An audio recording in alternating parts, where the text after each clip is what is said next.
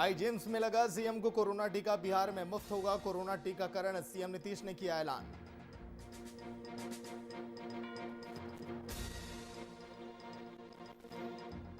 बाढ़ में सीएम नीतीश कुमार का कार्यकर्ताओं ने मनाया जन्मदिन। कार्यकर्ताओं ने वितरण की चॉकलेट। मौके पर जेडीयू के कार्यकर्ता रहे मौजूद।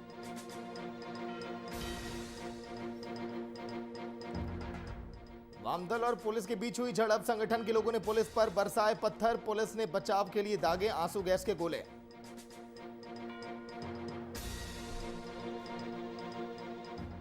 गया में ग्राम पंचायत की मुखिया मंजू देवी को मिली धमकी। ग्राम पंचायत की मुखिया ने पुलिस से लगाई गुहार। अपनी सुरक्षा और परिवार की सुरक्षा की मांग की।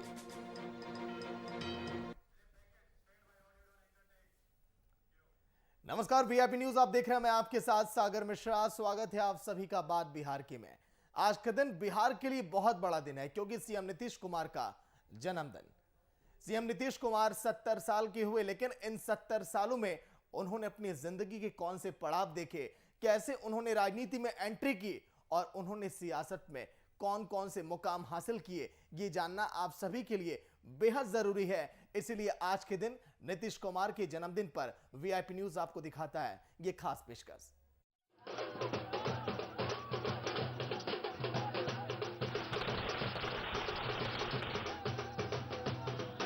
न जंगल राज आज है, न जंगल राज कल हो।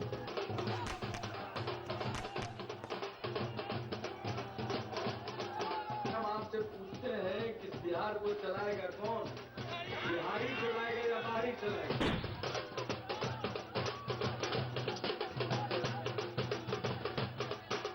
हमारा डीएनए वही है जो बिहार के लोगों का है।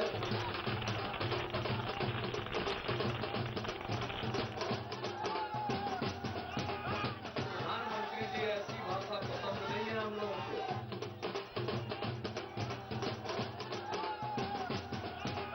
ये जीत जनता की जीत है और महागठबंधन की जीत है।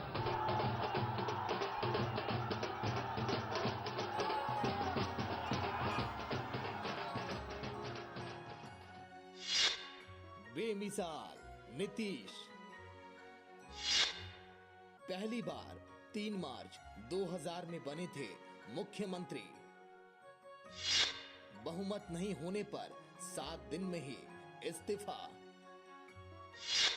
आखिर क्यों राजनीति छोड़ने जा रहे थे नीतीश? नीतीश कुमार सन 1974 में विश्वविद्यालय में पढ़ने वाले एक युवा ही थे। तभी प्रधानमंत्री इंदिरा गांधी के खिलाफ पटना की सड़कों पर जन आंदोलन शुरू हो गया। आंदोलन बढ़ता गया और देश भर में फैल गया। छात्र, राजनेता, मजदूर और पुराने राजा महाराजा सब आंदोलन में शामिल हो गए। इंदिरा गांधी ने आपातकाल की घोषणा कर भारत के लोकतंत्र पर बड़ा आघात किया। युवा संकर्षण ठाकुर तब स्कूल में ही पढ़ते थे और इन घटनाओं को चुपचाप देखा करते थे। वो समय जब जनता आशीर्वाद के सपने देखने लगी थी गुजर गया। इसके बाद दशक गुजर गए और सारे सपने राख हो गए। हालांकि उस राख से एक ऐसा नेता निकला जिसने बिहार का स्वरूप बदल दिया और उसने देश की सबसे संपन्न अर्थव्यवस्थाओं में शामिल करा दिया। बिहार में लालू प्रसाद यादव के अंधकारमय, नैराश्यपूर्ण और अराजक शासन के बाद बिहार को नीतीश कुमार के रूप में सभ्य, आधुनिक और काम करने वाला मुख्यमंत्री मिला। उनके नेतृत्व में बिहार ने हर क्षेत्र में जबरदस्त कामयाबी हासिल की। हालांकि उनकी इस यात्रा में कई खामियां भी हैं। नीतीश कुमार देश के एक अंधेरे कोने से उभरे और पुंज बनकर चमके। नीतीश के सीएम बनने की कहानी। करना था इनकार मगर इकरार कर बैठे। नीतीश कुमार पर यह गाना आज बिल्कुल सटीक बैठा।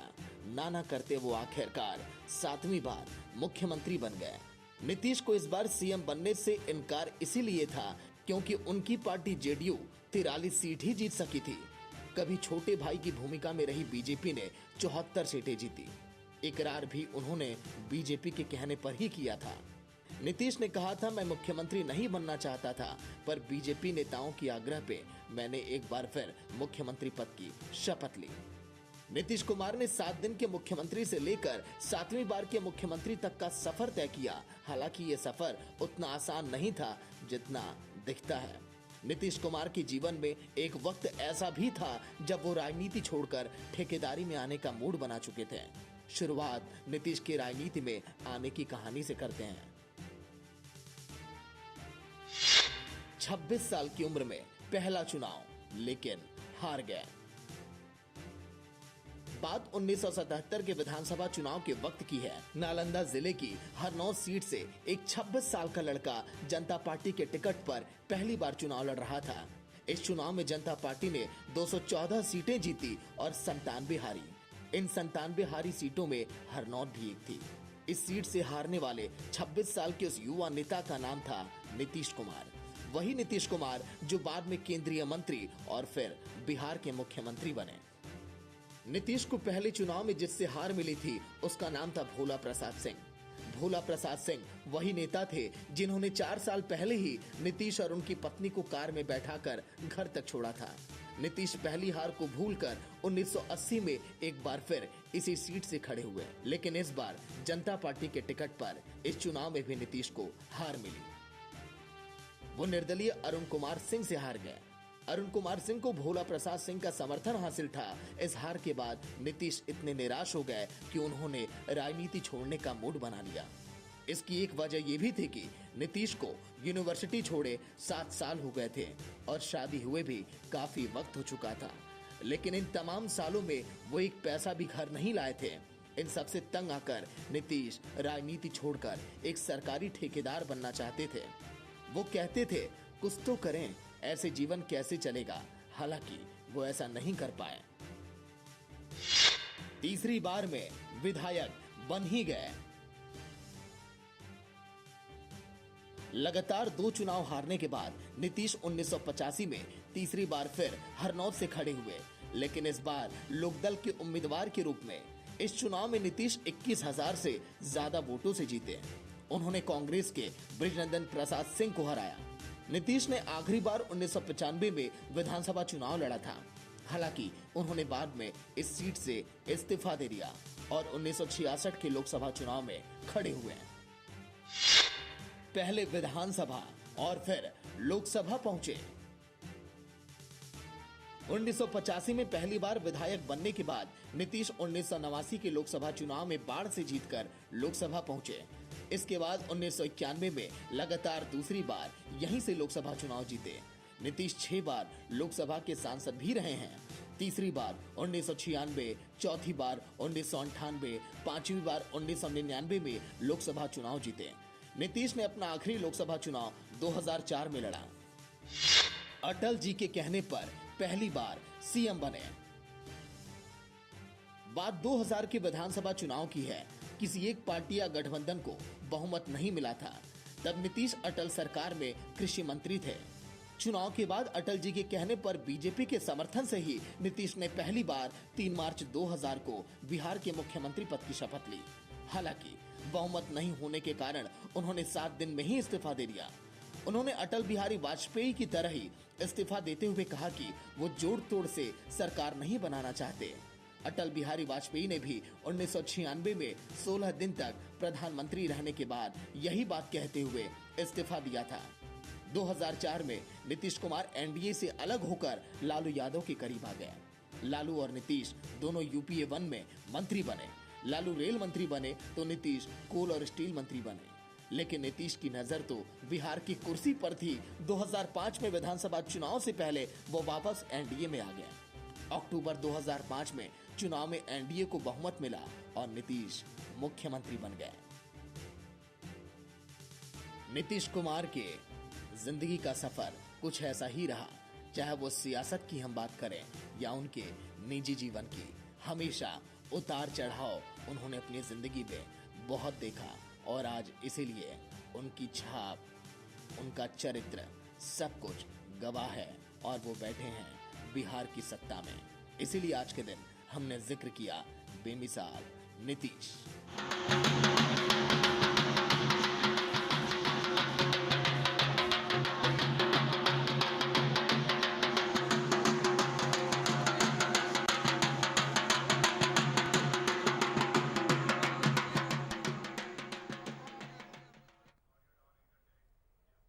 आज के दिन जन्मदिन के मौके पर मुख्यमंत्री नीतीश कुमार ने कोरोना वैक्सीन का टीका लेने के बाद ये कहा कि टीका सुरक्षित है और अब आम लोगों तक भी जल्द से जल्द टीका पहुंचाया जाएगा, जिसको लेकर सरकारी और गैर सरकारी स्वास्थ्य केंद्र और अस्पताल में टीका देने की व्यवस्था की जा रही है।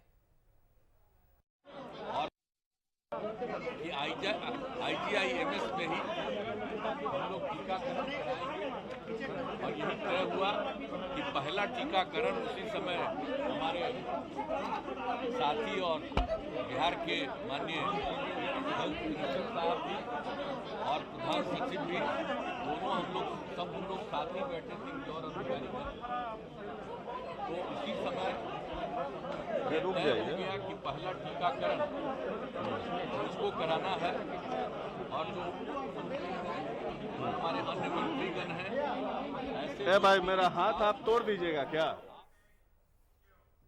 लेकिन अब चलिए इससे उलट तस्वीरें भी आप देखिए। जो सरकार महिला सशक्तिकरण की बात करती हो, महिलाओं के उत्थान की बात करती हो, महिलाओं को अपना वोट बैंक मानती हो, उसी सुशासन की सरकार की एक महिला नेत्री ने जिले की एसपी से लेकर डीजीपी तक गुहार लगाई और न्याय मिलने की बजाय सिर्फ आश्वासन मिलने गया तो अंत में उन्हें न्याय दिलाने का बस एक ही सहारा दिखा। वो आप जानेंगे रिपोर्ट में।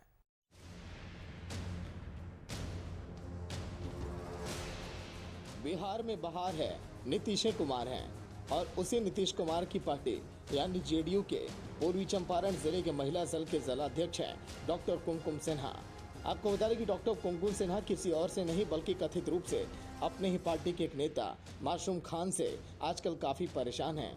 हालांकि उनकी ये परेशानी आज से नहीं बल्कि पिछले 2018 से ही है, जब पुलिस ने एक मामले का पर्दाफाश किया जिसमें डॉक्टर कुमकुम की हत्या की साजिश रची गई थी। उस वक्त पुलिस गिरफ्त में कुख्यात शूटर लाल साहब ने पुलिस कन्फेक्शन में ये कहा था कि उसे रुपए मिले थे डॉक्टर कुमकुम सिन्हा की हत्या के लिए, जिसने लाल साहब ने जेल में बंद कुख्यात अपराधी लक्ष्मी सिंह, टुन्ना सिंह सहित 7 लोगों का नाम रखा था, जिसमें मासूम खान का भी नाम दर्ज किया गया था। इस मामले में पुलिस ने एक मासूम खान को छोड़ बाकी सबको हवालात में डाल दिया था, पर मासूम खान अब भी बाहर घूम रहा है।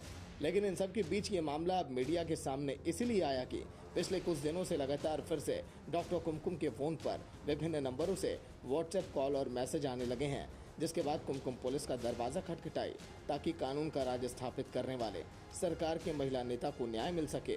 पर पुलिस के पास उन्हें जवाब मिला कि इस मामले में अभी अनुसंधान ही हो रहा है। तो हमको प्रशासन से और आप लोग से ये सहयोग चाहिए कि जब लाल साहब के कॉन्फ्रेंशनल बयान में भी ये स्वीकार कर लिया गया था कि मेरे ऊपर क्राइम होने वाला था और उसके जो भी स्टेटमेंट था उसमें 5 अन्य और अपराधियों का नाम था। इसमें लक्ष्मी सिंह, टुन्ना सिंह और भी कई नाम हैं, शम्स खान वगैरह सब पे कार्रवाई हो गई, लेकिन सिर्फ एक व्यक्ति मासूम खान क्या पैसे के दबाव से देकर या अन्य किसी कारणों से वो बचा है। कौन है मासूम खान? बेलबनुआ का है। क्या करता है? अब क्या करता है इतना डिटेल इसके बारे में जदयू में है क्या वो?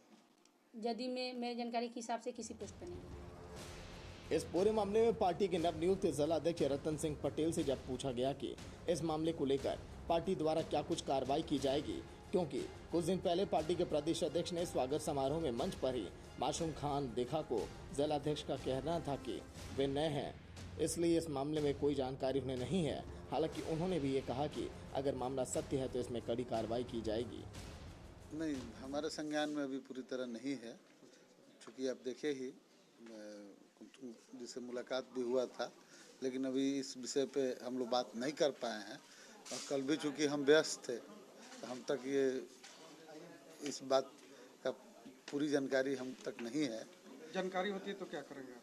अब जानकारी होने पे उसको देखेंगे, जो उचित उसका कार्रवाई होगा वो जरूर होगा। क्या वो पार्टी में किसी पद पर है? नहीं, कोई जब अभी जिला कमेटी ही नहीं है तो कोई किसी पद पे कहाँ से है? पूर्व में थे। पूर्व में थे जदयू में। तो ये पूरा मामला उसी पार्टी के नेता की है जिसके मुखिया कहते हैं कि बिहार में कानून का राज स्थापित है और पुलिस अपना काम कर रही है, लेकिन उसी पुलिस की कार्यशैली पर जब महिला नेत्री का आम गुस्सा टूट पड़े और उसकी उम्मीदें टूट जाएं, तो मीडिया ही उन्हें न्याय दिलाने का सहारा दिखा। हालांकि ऐसे में ये भी कहना मुश्किल है कि किसी को मीडिया के माध्यम से न्याय मिल सकता है, क्योंकि अब सरकार को मीडिया की बात पसंद नहीं आती। बहरहाल मीडिया तो अपना काम कर ही रही है, देखना है आगे क्या होगा। Bureau report, VIP news.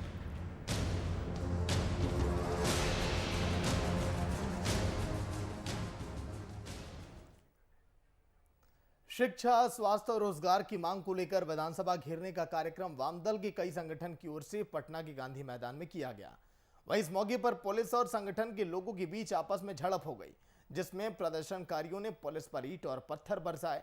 Police ने अपने बचाव के लिए आंसू गैस के गोले दागे। तस्वीरें आप देखिए, जिस तरह से पुलिस ने बचाव के लिए आंसू गैस के गोले दागे। अब आगे की खबर भी आप देखिए। आज के दिन लंबे समय से बंद चल रहे स्कूलों में फिर से रौनक लौट रही है। तस्वीरें आप देखेंगे। कोरोना काल में 14 मार्च से स्कूलों को बंद किया गया है और स्कूलों को अब खोला जा रहा है। वहां पर रौनक की तस्वीर देखेंगे इस ब्रेक के बाद।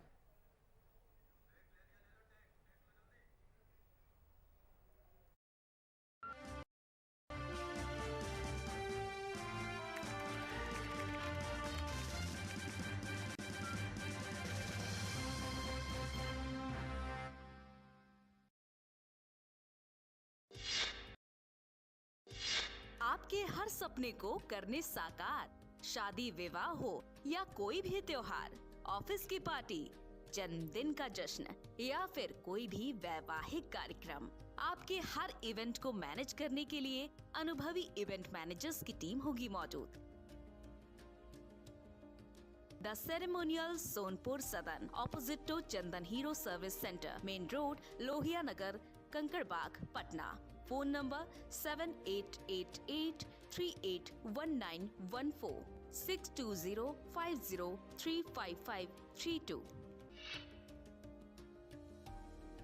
घर, ऑफिस या दुकान, आपकी हर जगह को हम दिलाते हैं नई पहचान। इंटीरियर डिजाइनिंग के हर एक जरूरत को हम करते हैं पूरा। खूबसूरत और लाजवाब इंटीरियर्स के लिए संपर्क करें AG enterprises, A69, Pataliputra sports complex के नजदीक, Kankarbagh, Patna. Phone number 8340793751। Oily पकौड़े मैं नहीं खाऊंगी, मुझे एसिडिटी है। मीटू क्या मीटू कैंपेन लगा रखा है? अरे पहले मुझे भी थी एसिडिटी की प्रॉब्लम, फिर मैंने लेना शुरू किया श्री वासु द्वारा बनाई गई कई सारी जड़ी बूटी से युक्त विधामृत। तब से नो एसिडिटी, नो।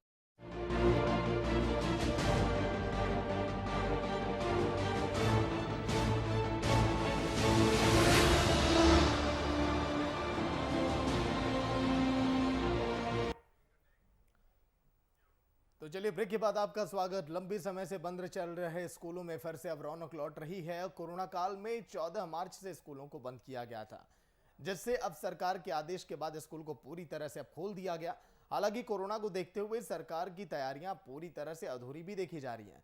यहाँ ना तो सोशल डिस्टेंसिंग का पालन किया जा रहा और ना ही सैनिटाइजिंग की कोई व्यवस्था की गई। वहीं राजधानी पटना के एक स्कूल का जायजा लिया हमारे संवाददाता कुमार गौतम ने। देखिए आप। में स्कूल बंद था 11 महीने 12 दिन, यानी करीब करीब 1 साल। उसके बाद स्कूल खुला है। एक सरकारी विद्यालय है गर्दनीबाग में, जहां पर हम पहुंचे हैं। क्लास 4वीं और 5वीं की पढ़ाई चल रही है और देखिए यहाँ पर सोशल डिस्टेंसिंग का पालन किया गया है। एक बेंच पे 2 बच्चे हैं, दोनों को अलग अलग किया गया है। और देखिए सारे बच्चे। आप लोग बताइए कोरोना क्या है, पता चला आप लोग? हाँ सर। क्या है कोरोना? बीमारी है एक बहुत खतरनाक। 1 साल तक क्या किए? घर पे रहे हैं, घर पे। स्कूल तो बंद था। हाँ। तो पढ़ाई लिखाई कैसे होती थी? पढ़ाई लिखाई घर पे ही होती थी। अच्छा, आपको पता है कोरोना में क्या क्या करना है? नहीं पता। अच्छा, आप मास्क भी नहीं लगाए हो? मास्क खींचा था घर पे। मास्क खींचाया था घर पे। अच्छा, घर पे। आप तो मास्क लगाए हैं? लगाया हुआ। हाँ। हाथ धोते बार बार? हाथ धोते हैं साबुन से। ठीक है। सब कुछ याद है? कोरोना क्या क्या बोलता है, क्या क्या करना है? पता नहीं है। नहीं पता? अच्छा, कोई बात नहीं। किसको पता है? जो जिसको पता है वो बता। अच्छा, जिसको पता है वो बताएगा। बताओ क्या क्या करना है कोरोना में? सर कोरोना में पहले मास्क पहन कर घर से बाहर जाना है, सैनिटाइजर करना है घर से आने के वक्त। उसके बाद फिर क्या करना है? और 2 गज की सर दूरी पे रहना है। कहीं पे विद्यालय में थूकना नहीं है। फिर से सर हमको पढ़ना भी है। वाह शाबाश, क्या बात है। तो ये चौथी और पाँचवीं के बच्चे हैं। आज पहला दिन है, आधे बच्चे आए हैं, आधे बच्चे कल आएंगे। क्या है पूरी व्यवस्था, ये हम जानने की कोशिश करेंगे सर से। सर ये बताइए कि क्या किस तरह से गाइडलाइन क्या सर जैसे हुआ है ना कि आधा कम बच्चा को रहता है, अपना अटेंडेंस रजिस्टर से वो देख लिया है तो कॉलम कर दिया है सर कि इतना बच्चा आज मंडे को आएंगे, इतना संडे को ट्यूसडे को आएंगे, उसी तरह से डिवाइड कर दिया गया सर। आधा आधा वो चिपका भी दिया गया, नीचे होगा सर। हाँ सर उसी हिसाब से। हाँ सर फिर भी आज से कुछ बच्चे ज़्यादा है तो उनको भी कुछ रख लिया गया सर, लेकिन बोल दिया गया कि आप लोग इतना से इतना रोल नंबर तक कि आ जाइएगा, फिर कल आइए, एक दिन बीच करके आइएगा। अच्छा ये स्कूल में और क्या क्या, जैसे सैनिटाइजर की व्यवस्था करनी है या मास्क की व्यवस्था करनी है? सर सैनिटाइजर भी है, मास्क तो बहुत सारा है सर। लगता है कि वो कोई NGO वाला भी दिया है सर। एक बहुत सारा मास्क है सर, एक जिस तरह का ब्लू वाला जो है ना सर, उस तरह का बहुत सारा है सर नीचे में। हाँ सर सुबह पर ही है। चुनौती लगती है एज ए टीचर, आप बताइए। सर कोई चुनौती नहीं है सर, खाली बच्चा खाली नहा, सबको हम एक हिदायत दिया गया था कि रोज़ सबको नहा के आना। आज तो सर ये, लेकिन कल से सर जो बच्चा अगर नहा धोवा के नहीं आएगा वो तो सर पता चल जाए उसको बाहर, उसको सर बाहर कर दिया गया सर। स्वच्छता बेहद ज़रूरी है और अगर आप साफ सुथरे अच्छे से रहेंगे तो भी पढ़ाई में भी मन लगेगा और कोरोना जैसी गंभीर बीमारियों से आप जूझ सकते हैं। यहाँ तक कि स्कूल के तरफ से सर 5 रुपये वाले साबुन होता है ना सर, सब बच्चे को दिया गया सर। इस चलते प्रिंसिपल प्रभारी महोदय अपने तरफ से ही है कि चलो सब बच्चे को, सबको चेक किया गया सर कि जो बच्चा अगर नहा के नहीं आएगा उसको बाहर कीजिए, हमको नहीं चाहिए। मतलब यहाँ तक कि साबुन की भी व्यवस्था की गई है। तो ऐसे में स्कूल प्रशासन की पूरी जवाबदेही और जिम्मेदारी बनती है कि कोरोना मुक्त स्कूल हो, वातावरण माहौल स्वच्छ हो। सहयोगी ऋषि के साथ कुमार गौतम, VIP न्यूज़ पटना। जिले के अति नक्सल प्रभावित छगरबंदा थाना क्षेत्र में सक्रिय रह चुके बीजेपी माओवादियों सब जोनल कमांडर संजय सिंह ने आत्मसमर्पण किया। संजय सिंह ने CRPF 159 बटालियन मुख्यालय में पुलिस महानिरीक्षक हेमंत प्रियदर्शी के सामने आत्मसमर्पण किया। आत्मसमर्पण कर चुके नक्सली पर कई मामले दर्ज हैं। ये हमारे पास आज सूचना थी कि कुछ साथी इनके पुराने आत्मसमर्पण की जो डेवलपमेंट है उससे प्रेरित होकर के मुख्य धारा में आना चाहते हैं और हमारे आसूचना के अधिकारियों ने इनसे संपर्क स्थापित किया, इनको उत्साहित करते रहे, इनको सुरक्षित माहौल का, सुरक्षित तरीके से निकलने का रास्ता सुझाया और आज ही हमारे सामने।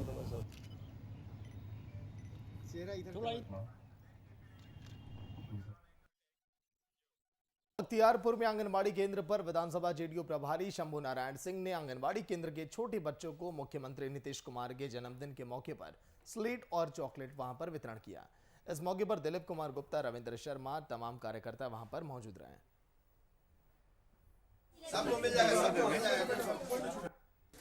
आज माननीय मुख्यमंत्री नीतीश कुमार जी का जन्म, इस कार्यक्रम में अनेकों कार्यक्रम हो रहा है। उस एक कार्यक्रम में हमारे जो छोटे नन्हाल बच्चे जो हैं उनके लिए आज स्लेट, पेंसिल पर और चॉकलेट वितरण किए हैं, जो इन बच्चों से मैं आशा करता हूं इस बख्तियारपुर के धरती जैसे नीतीश कुमार आज पूरे बिहार में नाम किए, मैं इस बच्चे से आशा करता हूं कि देश में नाम करेगा।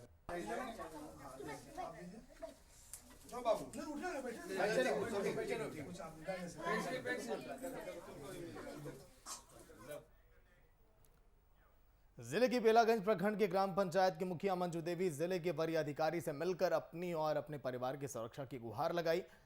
2 दिन पहले मंजू देवी को काले गलौच और जान से मार देने की धमकी भी दी गई थी।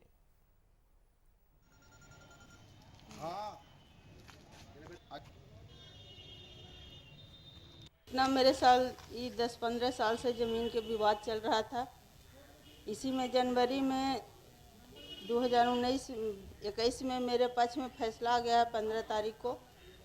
तो दीपू सिंह, ये सब छोटू सिंह, ये सब बोलता है कि ज़मीन छोड़ दो और नहीं तो तुम्हारे पतिया और बच्चों को ये तुमको मार देंगे। क्या अपराधी रिकॉर्ड भी है उन लोग का? हाँ अपराधी रिकॉर्ड है ना। बालू के कारोबार अवैध करता है और शराब के अवैध कारोबार करता है।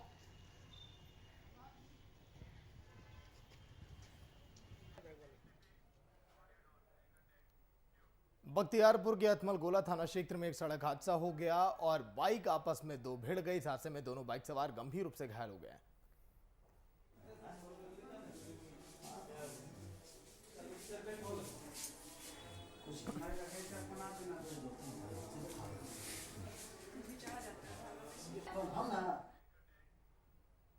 बख्तियारपुर नगर क्षेत्र से डाक बंगला भवन के सामने मुख्यमंत्री नीतीश कुमार का 70वां जन्मदिन मनाया गया। वहीं इस अवसर पर उपस्थित दर्जनों जेडीयू नेताओं और कार्यकर्ताओं ने केक काटकर एक दूसरों को खिलाया और खुशी का इजहार किया।